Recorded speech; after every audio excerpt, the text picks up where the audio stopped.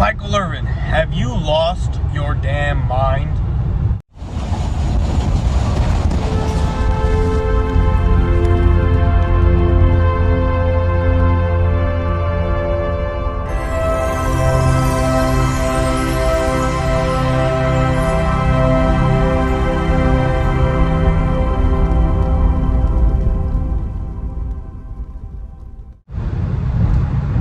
Michael Irvin has had to have lost his ever-loving fucking mind. He put out there in the media that the Cowboys owe Dak Prescott back pay for basically getting him in the 4th round and him playing higher than a 4th round. You know, his expectations of him were low and were nothing, and we were expecting him to hold down the fort until Romo got back, and then he just went out and just played lights out and did what he did. And now Michael Irvin is advocating for Dak Prescott to get back pay on his performance. Michael Irvin, my guy, love you, respect you, but what the fuck, dude? I thought you were on Jerry's side. I thought you were a Cowboy through and through. I thought you wanted the Cowboys to do well.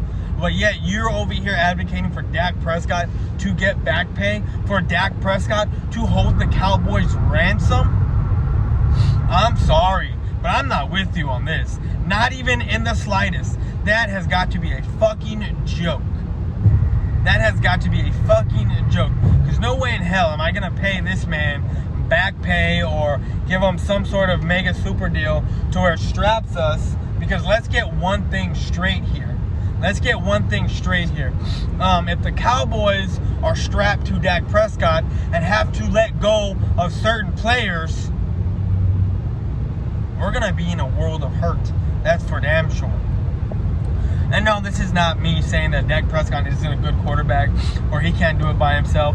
Because let's face it, I can make that same argument for Carson Wentz and any other, except for maybe a few of them.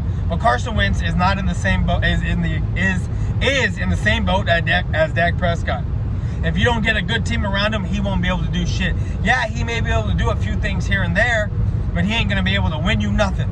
And we've already seen those excuses. And all I'm saying is, if you can't get Dak Prescott a good team around him, then and the Cowboys are cash strapped to him, then you might as well just rebuild through the draft again and be in cap hell again and hope you don't miss on these draft picks, because that's what you're going to end up doing. Now,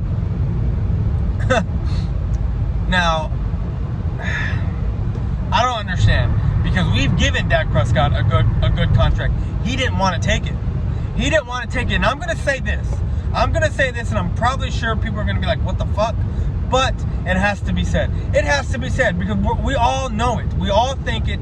If Dak Prescott is not with the Cowboys, in the situation that he's in with the Cowboys, if he's not a Cowboy, we already know he's going to be out of the league in about 2 to 3 years.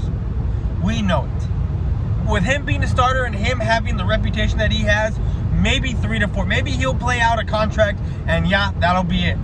It won't be good, and he'll probably have stolen all that money. Because let's face it, if he goes to a team like the Browns, the Jets,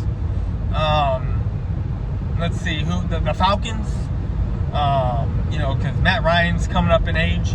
Who else? Hell, even the Giants and the Redskins. Who else? There's a plethora of teams that he can go to that he will just fall flat on his face, and maybe he'll finish out a contract. Maybe he'll finish out a contract as a backup. But let's face it, if he's not with the Cowboys, he will get a nice deal. Not what he wants, because he's not worth that, but he will get a nice deal. And he'll be gone in about 3 years, 3 to 4 years. He will. If he's not with the Cowboys, or if he doesn't go to a good team or with a good coach, he's out. And same thing goes for Carson Wentz and any other semi-second tier type of quarterback, in my opinion. This is not me hating on Dak. This is not me hating on Dak at all. This is just me being real and being like, okay, Dak does well with a good line. Dak has Zeke, who you got to account for. Dak has Amari, who you have to account for. Dak now has CeeDee Lamb, who you have to account for. And same thing with Michael Gallup. And then you got a great offense. Even though it's in the back end of its prime and we are trying to rebuild, keep plugging in pieces, even though we're missing, we may have to go back to getting that number 1 tight end in the first round and not having flashy picks for a couple years to rebuild this offensive line. We may have to do that, and I'm okay with that because the pieces that we got and the defenders that we can draft in the second round, I'm okay with taking an offensive lineman in the first round if it means that we're going to have a top-rated offensive line once again. And when I mean top-rated, I mean elite at all fronts, elite to the point where we are the best like we were for a couple years.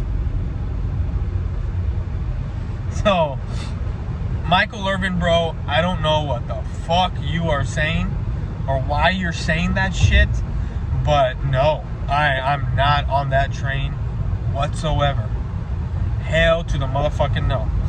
You pay Dak a fair contract to what he deserves, which is, if he wants a 4-year, figure out a 4-year.